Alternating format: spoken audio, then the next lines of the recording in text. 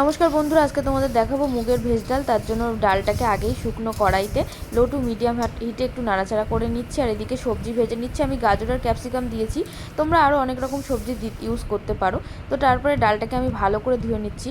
মাথায় রাখতে হবে ডালটা খুব বেশি ধোয়া যাবে না, আর খুব ডোলে ডোলেও ধোয়া যাবে না। একদম আলতো হাতে ডালটাকে ধুতে হবে, আর খুব বেশি বারও না।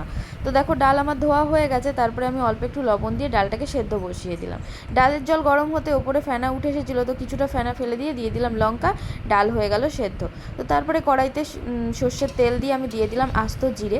আর তেজপাতাটাকে সবসময় গায়ে মুছেই দেবে, কারণ ঘরে যতই কাপড় থাকুক না কেন, গায়ে তেজপাতা মুছে রান্নায় দিলে খুব টেস্ট হয় রান্নার।